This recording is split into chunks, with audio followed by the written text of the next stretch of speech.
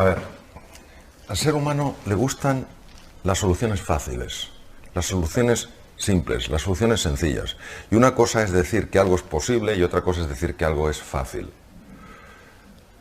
Cuando uno ve una idea, para que se convierta en una vivencia, tiene que estar dispuesto a pagar el precio de llevar algo que está en la mente a algo que está en el músculo y por tanto ya es parte de tu esencia. Eso es duro. No basta ver una posibilidad para que esa posibilidad empiece a actuar a través tuyo. Tienes que actuar cada día como si esa posibilidad fuera una realidad. Y eso implica un largo entrenamiento. Y no todo el mundo está dispuesto a poner las dosis de fe, las dosis de determinación, las dosis de persistencia, las dosis de esperanza y las dosis de paciencia para que eso suceda.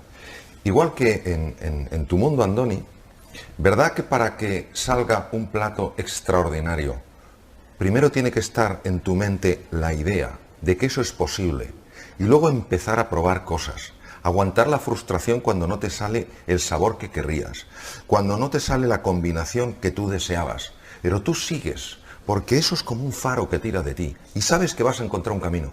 Hay muchas personas que no están dispuestas a hacer este trabajo, quieren el camino fácil y la transformación de la mente es una gran posibilidad. No es un camino fácil, por eso yo suelo comentar que el cambio profundo, la transformación, no es asunto de erudición, es asunto de motivación. No todo el mundo tiene el hambre que es necesario tener para hacer lo que es necesario hacer. Y claro, luego buscamos justificaciones y buscamos excusas. ¿Por qué sabemos que la gente que tiene ese hambre y esa motivación y esa garra por hacerlo lo logra? Porque podemos observar que hay muchos casos de personas que han creado sus sueños y las han hecho realidad. Y no ha sido nada fácil, pero han persistido, han creído en la idea, han seguido adelante. Por eso, bueno, desde mi punto de vista, lo mismo que para aprender un idioma nuevo, por ejemplo el inglés, primero tienes que sentir la necesidad y la ilusión y luego necesitas un periodo muy largo donde te sientes muchas veces haciendo ridículo porque no te entienden cuando hablas, porque tú no entiendes cuando ellos hablan. Al final algo se abre en ti. No todo el mundo está dispuesto a aguantar esta tensión que se convierte luego en creación. Antonio López, ese pintor maravilloso que tenemos, dijo algo precioso. No he visto nada más bonito que la inteligencia y la bondad juntos. Entonces yo creo que cuando hay una bondad sin inteligencia, careces de la capacidad de defenderte de personas que en su ceguera te quieren hacer daño. Cuando tienes una gran inteligencia y no tienes bondad, bueno, pues puedes saber cuál es tu camino, aunque tengas que pasar por encima de otros. Cuando tienes inteligencia y bondad, esa es la mezcla perfecta. Porque sabes dónde tienes que ser cuidadoso y también sabes dónde tienes que ser generoso. Y por eso yo creo que ese es un lugar donde todos podemos mirar y buscar cómo puedo aumentar esa inteligencia y esa bondad. Y respecto a lo que tú comentas, Andoni, de la creatividad, carezco de dudas de que la creatividad, en base sobre todo a la investigación que hay, de que la creatividad está asociada a la forma de mirar. La persona que mira al mundo de una manera prefijada nunca podrá encontrar lo que de verdad le está diciendo el mundo. Todas las cosas tienen tantos planos de observación, de tal manera que la realidad es inagotable. La sabiduría, como saborear las cosas, como descubrir las cosas, implica el ponerse delante del objeto, delante de la cosa, con ese espíritu ingenuo, curioso, abierto. Y entonces es cuando la cosa te puede revelar. Cuando uno se pone frente a una cosa o se pone frente a una persona, como yo soy un ser humano, yo tengo un gran intelecto, tú eres una simple piedra, un simple árbol, o yo soy más que tú, en ese momento hemos abierto la puerta a la ceguera. La soberbia, en mi experiencia, es igual a la ceguera. Bueno, Gandhi, que dijo tantas frases de tanta profundidad, unas que dijo fue: sé tú el cambio que quieres ver en el mundo. Es decir, si cualquiera de nosotros realmente vivimos lo que decimos, hablamos de generosidad y somos generosos, hablamos de creatividad y nos arriesgamos a cometer un error, eso de forma indudable empieza a extenderse. Y todo ser humano quiere experimentar mucho menos sufrimiento y mucha más felicidad. Y claro, cuando empiezan a ver que una persona en su forma de ser, en su forma de actuar, se está expandiendo, pues claro, pues eso es una invitación a que suceda. Obviamente todo lo que es la transmisión con los medios de difusión que hay hoy en día también puede ayudar, pero no nos olvidemos. La clave es que la persona tenga hambre por crecer, porque puede tener lo mejor de lo mejor enfrente, que como no tenga hambre, como no tenga ese espíritu ingenuo del que hablabas tú, esas ganas de aprender, y piense que todo lo sabe, o que el sistema es el que lo decide todo, esa propia persona está poniéndose en una situación de víctima que le va a impedir por completo aprender. No está abierta, está totalmente cerrada. Entonces, son las dos combinaciones. Cada uno vivir lo que decimos, y en segundo lugar, que esas personas que a lo mejor se pueden beneficiar de esos contenidos, que estén abiertas al menos a explorarlos. Bueno, las creencias que tienen más impacto en nosotros no somos conscientes de que las tenemos, operan a nivel inconsciente. Es importante que sepamos que este tipo de creencias para nosotros son certezas incuestionables y están dirigiendo muchísimos de nuestros procesos mentales. La clave para saber cuándo una persona tiene una creencia limitante es observar el cuerpo. Cuando un ser humano se llena de tensión ante una situación determinada, cuando un ser humano siente que su cuerpo se bloquea, que su mente se nubla, en ese momento sabemos que una creencia limitante se está activando. En lugar de pensar que ese desafío es demasiado grande, yo invito a un momento de paz, un momento de serenidad y hacerse uno a sí mismo una pregunta. ¿Qué me estoy diciendo a mí mismo? ¿Qué me estoy diciendo a mí misma para sentirme tan insignificante, tan pequeño en esta situación? Es difícil porque las creencias inconscientes tienen, yo lo llamo su propio sistema inmunitario, su propio sistema para preservarse y mantenerse. Es mi experiencia que cuando buscamos espacios de soledad, espacios de tranquilidad, y hacemos esta pregunta y tenemos la paciencia de aguardar, surge una idea de un lugar muy especial. No procede, la sensación es que no procede de la cabeza, la sensación es que procede del cuerpo. Te viene algo, te viene una idea, te viene un pensamiento muy sorprendente, descubres una nueva realidad y lo que notas inmediatamente es como el cuerpo en su totalidad se relaja. Es como si te hubieras quitado un montón de kilos que tenías en la espalda o llevabas en la espalda sin darte cuenta de que los llevabas. El pasado nos ha de informar. Lo que creo que es importante es que no nos determine. Los filtros son esas gafas de las que tú hablabas, Sergio, que moldean, modulan y alteran nuestra percepción de la realidad. Cuando un ser humano se siente absolutamente impotente para hacer frente a un desafío o a un reto que se está encontrando en su vida, no cabe duda que esos filtros están actuando. No quiere decir para nada que el problema no sea difícil, el problema puede ser muy complejo. Cuando tenemos esa sensación de absoluta impotencia es porque hay una creencia limitante. Siempre hay un camino, a lo mejor no un camino para resolver perfectamente el problema, sí un camino para darle una respuesta a ese problema, a ese reto. Muchas personas dicen que quieren cambiar y no hacen absolutamente nada para cambiar, porque el cambio personal, la transformación, da mucho miedo, es salirte de esa zona conocida, de tu status quo, y empezar a explorar más allá de las limitaciones que uno mismo se ha impuesto. La personalidad es como un rol, como un papel. Si una persona en una empresa, pongamos por ejemplo, considera que todo lo que es ella queda definida en el papel, jamás se saldrá de su papel. Y no cabe duda de que podría hacer cosas más allá de su papel. Igual ocurre con la personalidad. Cuando nosotros decimos yo soy aquí, nos estamos limitando a una descripción que hemos hecho de nosotros mismos que nos impide absolutamente explorar nuevas posibilidades y nuevas oportunidades para nuestra vida. Es la rigidez con la que nos definimos nosotros mismos la que en el fondo nos está limitando. Hay ya muchos estudios científicos muy sólidos que demuestran que cuando utilizamos palabras de tipo negativo y de forma continua, se cambia por completo la constelación hormonal, es decir, cambian las hormonas que hay en la sangre. Las palabras abren cajones emocionales y cajones experienciales en las personas. Por eso la palabra es un símbolo que abre todo un mundo de sentimientos en el ser humano. Las emociones, los sentimientos moldean, modulan nuestra percepción de la realidad. Por ejemplo, si yo ante un problema que es complejo, empiezo a decir, es espantoso, esto es horroroso, esto es una desgracia, no hay quien lo resuelva, sin darme cuenta, además esto se ha podido fotografiar todo el proceso con técnicas modernas de neuroimagen, empieza a cambiar el funcionamiento del cerebro. Claro. Y al final el propio problema llega a tener tal envergadura que me siento completamente incompetente e insignificante para hacerle frente. Las palabras no se las lleva el viento, las palabras crean profundas realidades. Cuando a veces oigo todas las críticas que se hacen al miedo, como si el problema del ser humano fuera el miedo, la verdad es que me quedo sorprendido. Si el ser humano no tuviera los circuitos y los núcleos del miedo, no podría sobrevivir. El problema del ser humano no es el miedo, el problema del ser humano es la ignorancia de su verdadera naturaleza. Claro, cuando tú no eres consciente de tus recursos y de tus posibilidades, te asustas ante el más pequeño de los desafíos. Claro que somos ignorantes de nuestra verdadera naturaleza. En un momento determinado de nuestra vida, cuando éramos chiquititos, hicimos una definición, una descripción de nosotros mismos, nos la creímos y ahora vivimos de acuerdo a esa descripción y no de acuerdo a nuestra naturaleza.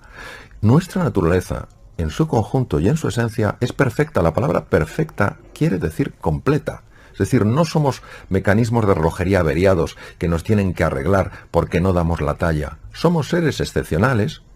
Sabemos, por ejemplo, que las personas que hacen ejercicio físico, no tiene que ser deporte, sino ejercicio físico de una manera habitual, media hora al día, andando deprisa, 5 días a la semana, sabemos que aumenta la población de neuronas del hipocampo. Esto se describió en el año 2002. Sabemos que las personas que hacen ejercicio físico cambian su constelación hormonal y son mucho menos susceptibles a los vaivenes emocionales cuando nos encontramos con dificultades en la vida. Sabemos que las personas que hacen ejercicio físico viven más tiempo, sabemos que son menos susceptibles a padecer carcinomas, a padecer tumoraciones malignas.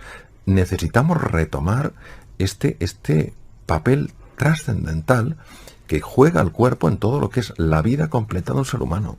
La aceptación solo significa reconciliarse con la realidad, es decir, asumir una realidad sencillamente porque es, aunque no me guste.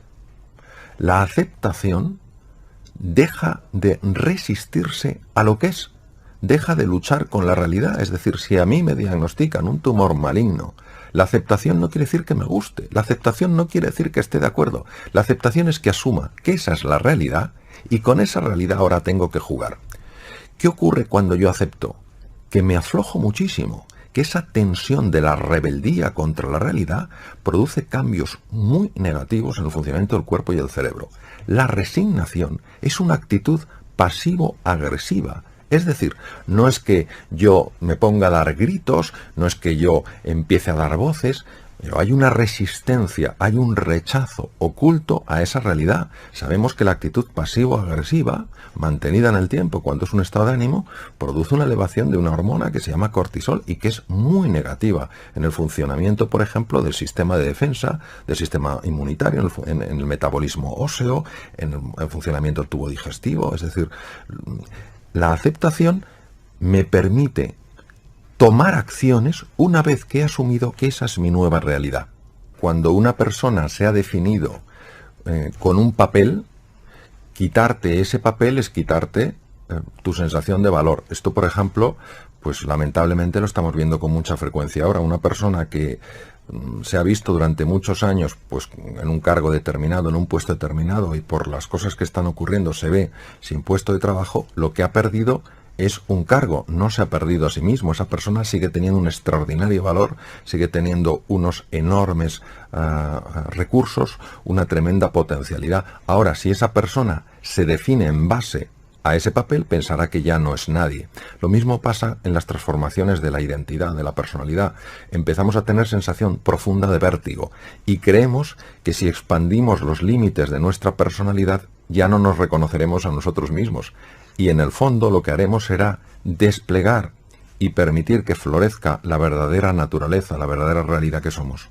La crisis, en el fondo, es una llamada a hacer un cambio fundamental en la forma de pensar, en la forma de vivir y en la forma en la que la sociedad contempla las cosas.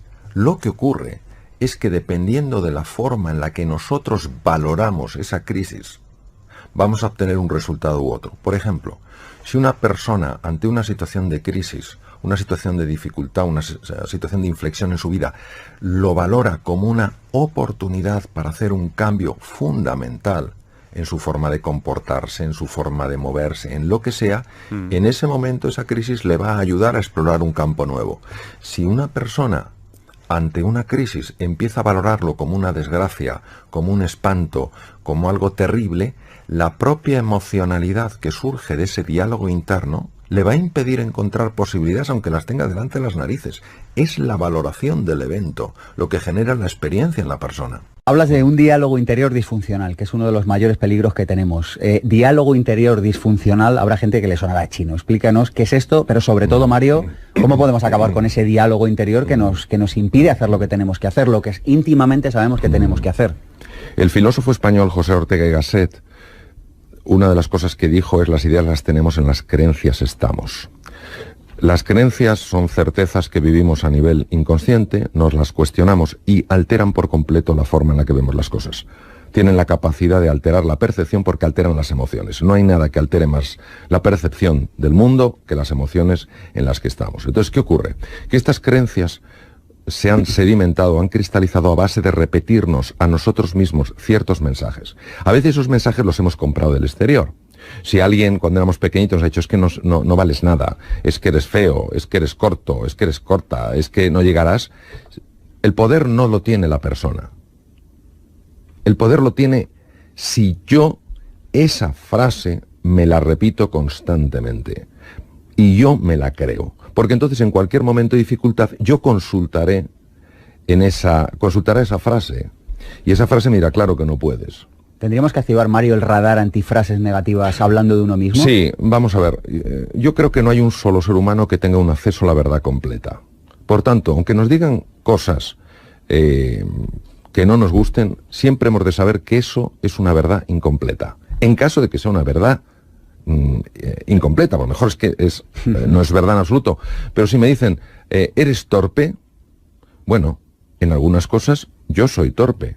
En algunas cosas yo soy torpe. Yo, por ejemplo, muchos deportes no se me dan bien. Como cirujano jamás he sido torpe. De hecho, he tenido una enorme habilidad como cirujano. Entonces, hay que diferenciar. Oiga, la torpeza, usted no me meta en un paquete global todo. Es que eres corto. Yo en algunas cosas, pues puedo ser bastante corto. Para ciertos aprendizajes, a mí me cuesta una barbaridad. Otros aprendizajes, vamos, soy rápido como un guepardo. Entonces, nunca tomar lo que nos dicen los demás como la verdad completa, porque no hay nadie que tenga acceso a la verdad completa. La realidad es infinita y la verdad siempre es un juicio de la razón.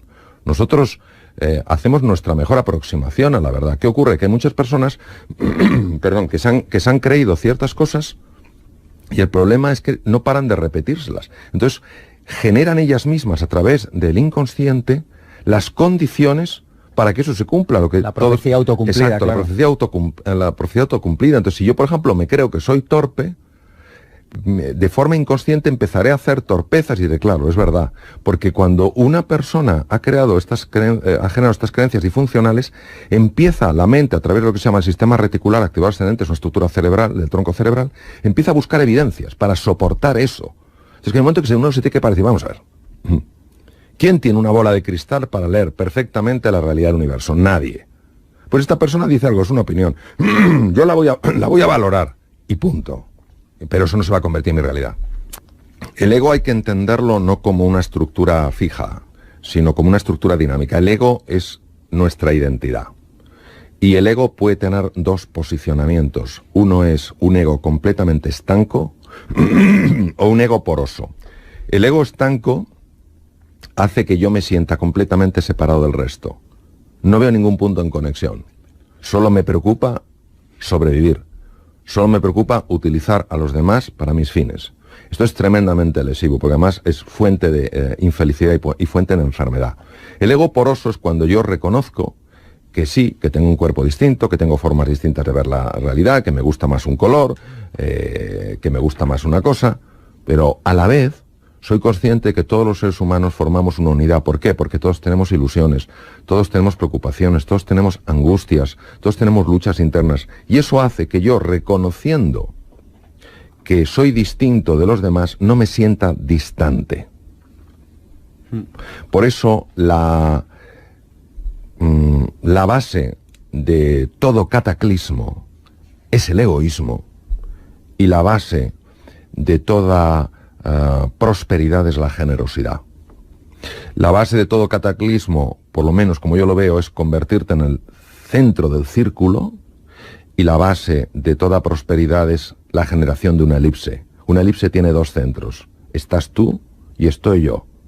Claro, esto genera un encuentro, y donde hay encuentro hay posibilidades, y donde hay posibilidades, pues hay un estado de ánimo radicalmente distinto. La única manera en la que la creatividad aflora es cuando nos topamos con un muro.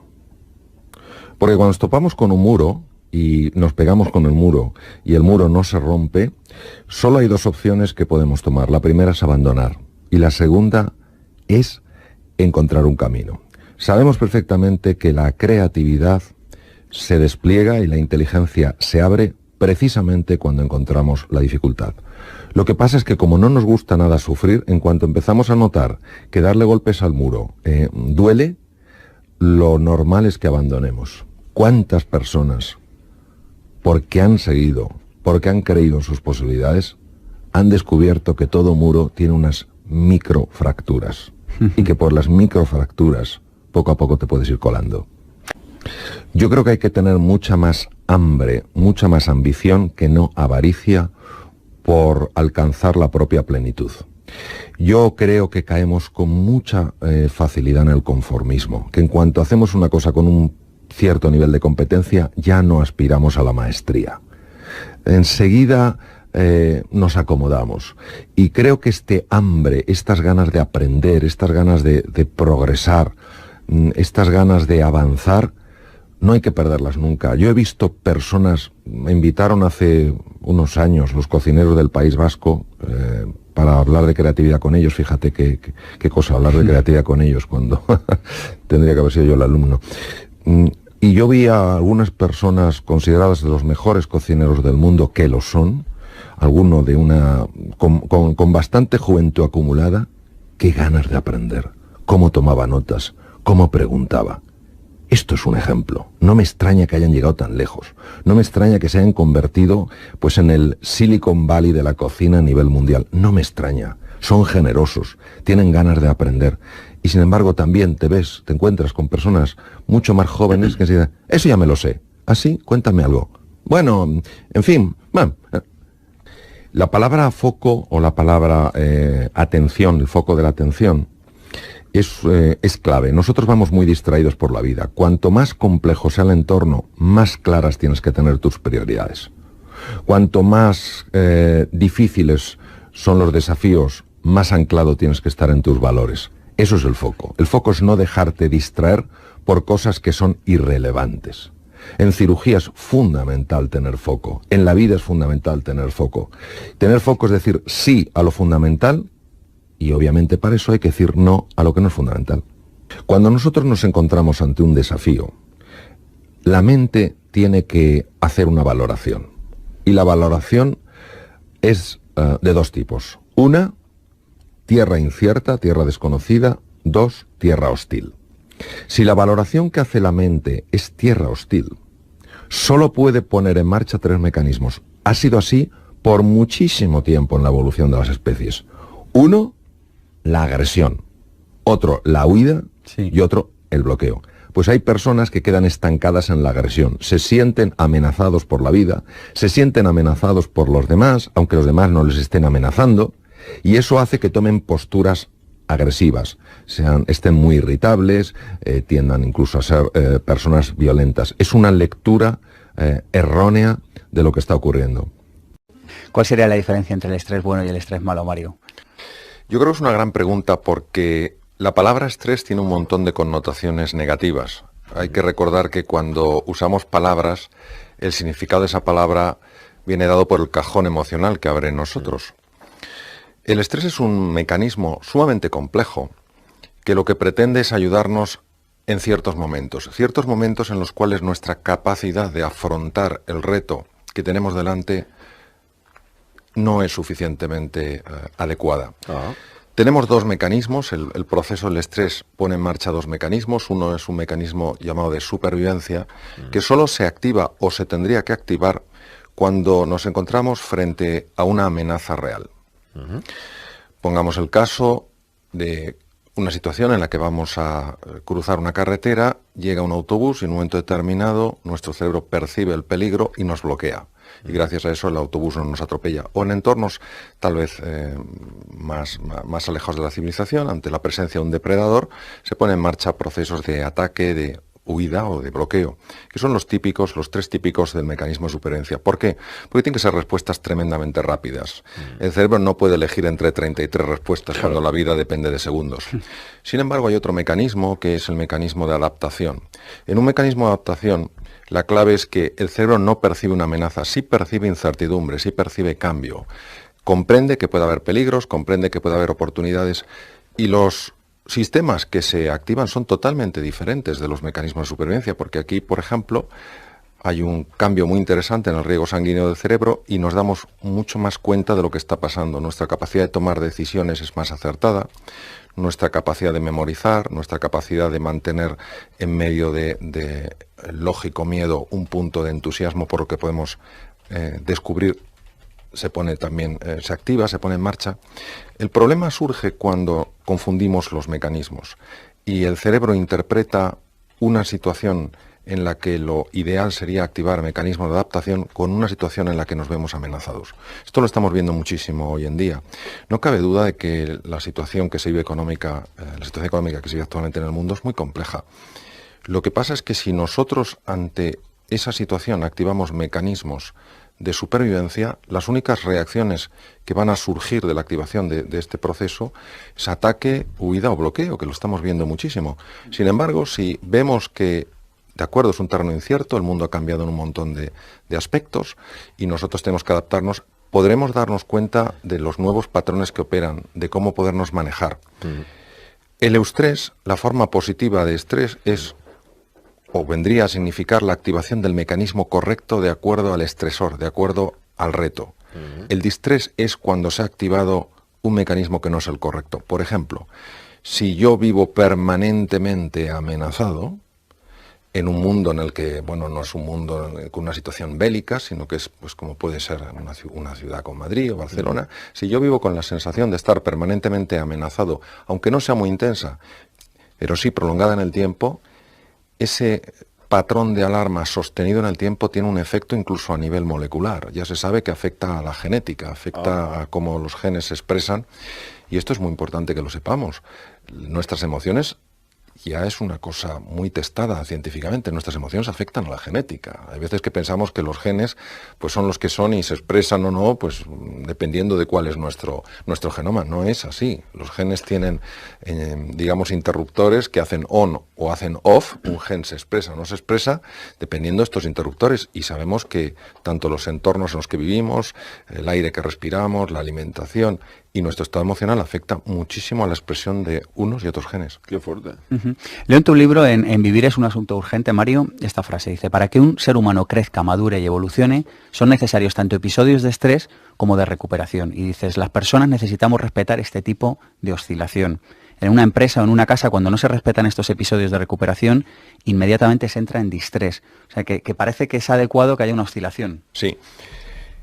Si nosotros estamos permanentemente adaptándonos, es decir, si hay un cambio, inmediatamente otro cambio, después otro cambio, no hay un periodo de recuperación. Hay que tener en cuenta que cuando el organismo se enfrenta a una situación nueva, tiene que hacer un movimiento, una transformación en todo su metabolismo, en toda su generación de energía, que es tremendo. Es como si de repente un coche le pidieras que actúe como un Fórmula 1, que ponga sus ruedas a 1.000.000 de revoluciones por minuto. Esto es una cosa que obviamente implica un desgaste y una necesidad de recuperación. Hoy sabemos que uno de los problemas que está padeciendo la sociedad moderna es que, además de que estamos permanentemente en esta situación de tensión, no nos tomamos en serio los periodos de descanso. Yo quisiera resaltar que el periodo de descanso no es una pérdida de tiempo, que no nos tenemos que sentir culpables, ni avergonzados, ni asustados por qué van a pensar los demás. El periodo de descanso es como el sueño. Cuando una persona no duerme una media de 7 horas diarias, sabemos de forma clara que afecta a su sistema de defensa, que afecta al funcionamiento de su tubo digestivo, que empeora la memoria, que empeora la eficiencia. Pero muchas veces todo esto que no sea el hacer, lo vivimos como una pérdida de tiempo. es absolutamente necesario que busquemos espacios a lo largo del día, sencillamente, son 4 o 5 minutos, dar un pequeño paseo, oír algo de música, cerrar los ojos, algo para recuperarnos, es imprescindible. Si una persona no busca estos periodos de recuperación, automáticamente el organismo se resiente.